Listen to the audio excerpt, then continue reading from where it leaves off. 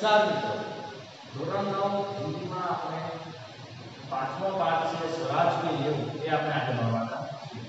મિત્રો સ્વરાજ એટલે કે આપણા દેશની આઝાદી માટે જે કંઈ પણ મહેનત કરવામાં આવી હતી, જે સ્વરાજ મેળવવા માટે કે પોતાનું રાજ પોતાને પાછું મેળવવા માટે જે કંઈ પણ વીર આપણા શહીદો, જે વીર આપણા જે ભગતસિંહ હતા, જે આપણે રાણી લક્ષ્મીબાઈ હતા, જે ઘણા બધા લોકો જે આપણે ઇતિહાસ વિશે આપણે જાણીએ છીએ, આ ઇતિહાસમાં ઘણા બધા લોકોએ પોતાનો મહત્વનો ફાળો આપ્યો હતો। એમાંના એક હતા લક્ષ્મીબાઈ અને તાત્યા ટોપે। જે સ્વરાજ વિશે તમને શું માહિતી હતી તે આપણે આ પાઠમાં ભણવાના છીએ। મિત્રો સ્વરાજની નેવ પાઠના લેખક છે વિષ્ણુ પ્રભાકર, જે પોતે મુઝફ્ફર જિલ્લાના મિરનપુર ગામમાં રહેતા હતા।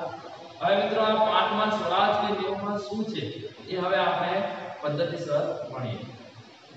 મિત્રો આ પાઠમાં ત્રણ પાત્ર છે। પહેલું છે લક્ષ્મીબાઈ કે જે પોતે જુહી છે, જે બીજું મુંદર એટલે કે રઘુનાથ રાવ, મુંદર નામ કોનું છે? રઘુનાથ રાવ। બીજું તાત્યા એ પોતે તાત્યા શું હતું? સેના નાયક હતો। કોણ હતો? સેના નાયક। रंगमंच पर युद्ध भूमि का दृश्य अंकित किया जा सकता है। कैफ नहीं पास भी लगा हुआ है। महारानी लक्ष्मीबाई के तंबू का एक भाग दिखाई देता है। पर्दा उठाने पर महारानी लक्ष्मीबाई ने अपनी सखी जूही के साथ उत्तेजित अवस्था में मंच पर प्रवेश करती है। दोनों लाल कुर्ते के सैन्य के आभूषण में है। मित्रों ये लोग भागी क्या છે? એ લોકો લક્ષ્મીબાઈ કે પોતે સ્વરાજ મેળવવા માટે આપણે પોતાના મહેલમાંથી કાઢી મૂકવામાં આવ્યા હતા અને આ લોકો જંગલમાં આવી ગયા છે। હવે લક્ષ્મીબાઈ સ્ટેજ પર આવે છે। હવે આપણે વાર્તાલાપ જોવાનો છે। લક્ષ્મીબાઈ કહે છે, मेरे देखते देखते क्या से क्या हो गया है। झांसी, कालपी, ग्वालियर, कहाँ गई पूरी मंजिल है कि पास आकर भी हम बार बार भूल चले जाते हैं। स्वराज को आते हुए देखती हूँ, परंतु दूसरे की क्षण में मार्ग में हिमालय अड़ जाता है। उसे पास करती हूँ तो महासागर की डरावनी लहरों थपेड़े मारने लगती है। उसमें झुकती हूँ तो नाविक सो जाता है। देखो जूही, उधर क्षितिज पर देखो, किसी लपाटी हुई लपटें उठ रही है। सारा आकाश धूम घमंड छा रहा है प्रलय की भूमिका के लिए। लेकिन राव साहेब की रत्नमंडल की छाया में ऐसे आराम में मशगूल है, आवेश में आते आते सहसा मौत हो गई है। जूही कुछ कहने के लिए मुंह खोलती है कि महारानी फिर बोलने उठती है कि जूही जूही, मैंने प्रतिज्ञा की थी कि मैं अपनी झांसी नहीं दूंगी, लेकिन झांसी हाथ से निकल गई है। હવે મિત્રો આમાં શું છે કે જો સ્વરાજ મેળવવા માટે રાણી લક્ષ્મીબાઈ અને તાત્યા ટોપે બધા લોકો મહેનત કરે છે। તેમને પોતાના મહેલમાંથી કાઢી મૂકવામાં આવે છે અને અહીં આ એક નાટ્ય સ્વરૂપે રજૂ કરવામાં આવે છે। એટલે કે સ્વરાજ પેલું લક્ષ્મીબાઈ શું કહે છે કે જુહી કે મેં સ્વરાજ મેળવવા માટે થોડી વારમાં મહેનત કરું, સામે દેખાય છે, પરંતુ ત્યાં જતા જ શું થઈ જાય છે કે વિલોપ થઈ જાય કે જતું રહે છે।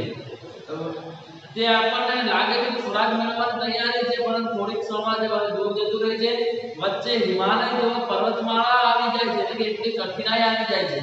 એ કઠિનાઈને પાર કરીએ તો મહાસાગર જેવી ઊંડી જે સમુદ્ર જેવું છે તેવું વચ્ચે આવે છે। એટલે કે તેમને સ્વરાજ મેળવવામાં શું પડે છે? કષ્ટ પડે છે। પછી કહે છે કે વચ્ચે જો કદાચ હું લહેરમાં જાઉં છું તો શું નાવિક શું થઈ જાય છે? સૂઈ જાય છે। जूही देखो, अदक क्षितिज रेखा पे लपटाटी हुई लपेटे उठ रही है। जो क्या શું છે? દરિયામાંથી લપેટે ઉઠ રહી है। सारा आकाश घटा हुआ है। सारा आकाश શું થઈ ગયું છે? ઘટાવ થઈ ગયું છે। અને એવામાં શું આવે છે? રાવ સાહેબ તો કેવી આરામની નીંદ કરે છે, કેવી આરામની ઊંઘ બનાવે છે। प्रलय की भूमिका में लेकिन राव साहेब तो रत्नमंडल की छाया में सो रहे हैं। હવે આવેશને આવીને શું કહે છે કે પોતાનું મોં ખોલતી નથી, એટલે કે જૂહી કઈ બોલવા જાય છે। ફરી પાછું લક્ષ્મીબાઈ કહે છે કે मैंने प्रतिज्ञा ली थी कि मैं मेरी झांसी नहीं दूंगी, लेकिन झांसी तो हाथ से निकल गई है। सहसा तीव्र होकर, नहीं नहीं, झांसी हाथ से नहीं निकली, मैं अपनी झांसी नहीं दूंगी, मैं अकेली हूँ, लेकिन उससे क्या, मैं अकेले ही झांसी लेकर रहूंगी। रानी लक्ष्मीबाई કહે છે કે હું એકલી છું પણ કઈ નહીં, હું આપની ઝાંસી લઈને રહીશ। હવે જુહી શું કહે છે સામે વાપર જોઈએ આપણે કે જુહી કહે છે કે कौन कहता है आप अकेली हो महारानी, आप तो गीता पढ़ती है फिर भी क्या निराशा कैसी। महारानी તમે તો ભગવદ ગીતા વાંચો છો પછી તમે આ નિરાશ કેમ છો, એવું કોણ પૂછે છે, જુહી પૂછે છે। કોને પૂછે છે, રાણી લક્ષ્મીબાઈને। હવે લક્ષ્મીબાઈ શું જવાબ આપે છે, પૂછે मैं निराश नहीं हूँ, मैं जानती हूँ कि मैं झांसी लेकर रहूंगी, लेकिन क्या तुम नहीं जानती कि उस दिन बाबा गंगादास ने मुझसे कहा था कि जब तक हमारे समाज में छुआछूत और ऊंच नीच का भेदभाव नहीं मिट जाता तब तक हम विलास प्रियता को छोड़कर जन सेवक नहीं बन जाते, तब तक स्वराज नहीं मिल सकता।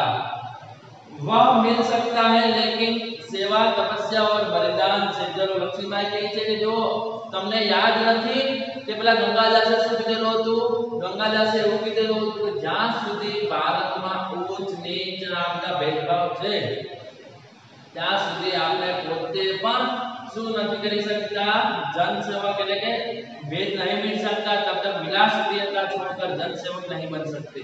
જ્યાં સુધી આપણે વિલાસ પ્રિય મેળવીને જ્યાં સુધી જન સેવક નથી બનતા ત્યાં સુધી સ્વરાજ આપણને કોઈ દિવસ મળવાનો નથી। આપણે સ્વરાજ માટે ગમે એટલો પ્રયત્ન કરશું પણ સ્વરાજ આપણને ત્યાં સુધી નહીં મળે કે જ્યાં સુધી ભારતમાં આવી ઉચ્ચ નીચના ભેદભાવ રહેલા છે, ત્યાં સુધી સ્વરાજ મેળવવો એ બહુ કઠિન વિષય છે।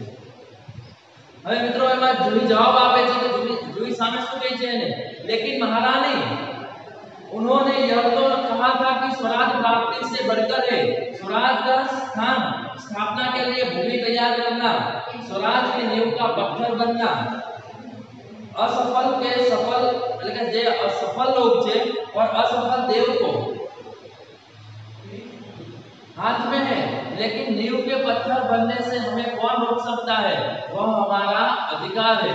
नींव का पत्थर એટલે કે જે नींव का पत्थर માં કોના સંદર્ભમાં વાત કરે છે કે જે શરૂઆતમાં જે કોઈ પણ મુશ્કેલી કામ કોઈ પણ મુશ્કેલ કામની શરૂઆત કોઈ એક નાના વ્યક્તિ દ્વારા કરવામાં આવે છે અને દરેક કામની શરૂઆત એક વ્યક્તિથી જ થાય છે। આમ આપણે જો શરૂઆત આપણા થકી કરશું, આપણે नींवનો પથ્થર મૂકીને આપણે બનશું તો બીજો સમાજ ધીમે ધીમે કાર્ય કરશે। આપણે બદલાવવું એ આપણા હાથમાં છે, આપણા ફરજમાં છે, આપણા પોતાના જ પોતે આપણે જે કંઈ પણ છીએ આપણે પરિવર્તન લાવવું છે સમાજમાં। આવી ઉચ્ચ નીચના ભેદભાવમાં પરિવર્તન લાવવું છે, શરૂઆત ક્યાંથી કરવાની પડશે, આપણે જ પોતાને કરવી પડશે। હવે લક્ષ્મીબાઈ મુસ્કરાઈને કહે છે કે શાબાશ मेरी कर्नल, तुम लोगों ने मुझे यही आशा है, जिस स्वराज की नींव तुम जैसी नारियों बन रही है वह निश्चित ही महान होगा। मुझे इस बात की चिंता नहीं है कि मेरे जीवन काल में आता है या नहीं आता है, लेकिन मुझे इस बात का दुख अवश्य है कि हमारे पास शक्ति है फिर भी हम दुर्बल हैं। जो कि પોતાની પાસે શક્તિ છે છતાં પણ શું છે તે दुर्बल છે। हमारे पास तात्या जैसे सेनापति है फिर भी हमारी सेना में अनुशासन नहीं है। तात्या टोपे જે મહાન સેનાપતિ ગણવામાં આવે, તાત્યા ટોપેને હરાવવું હોય તો સામે 50 જણાએ આવવું પડે તો પણ તાત્યા ટોપેને હરાવી શકતા નથી। તાત્યા ટોપે એટલા શૂરવીર હતા કે શું કહે છે કે તાત્યા ટોપે कि हमारे पास तात्या टोपे जैसे सेनापति है लेकिन फिर भी हमारी सेना में अनुशासन नहीं है। हमारे पास ग्वालियर का किला है फिर भी हम कुछ नहीं कर पा रहे हैं। क्यों, जानती हो क्यों? चलो पूछे છે કે કેમ, મને ખબર છે કે કેમ આપણે આવું કંઈ નથી કરી શકતા। ત્યારે જવાબ આપે છે જુહી કે जानती हो महारानी, हम विलासित में डूब गए हैं। तभी मुस्कुराती हुई मुंदर बाहर प्रवेश करती है। हाँ महारानी, आपे પોતાના વિલાસ એટલે મોજ શોખમાં ડૂબી ગયા છે। મિત્રો હવે અગાઉના પછીનો આપણે તે અગાઉના વિડિયોમાં જોશું। હજુ સુધી આપણે શરૂઆત પ્રસ્તાવના જોઈ હતી।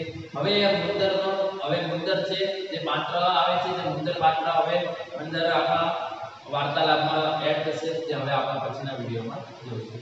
નમસ્કાર।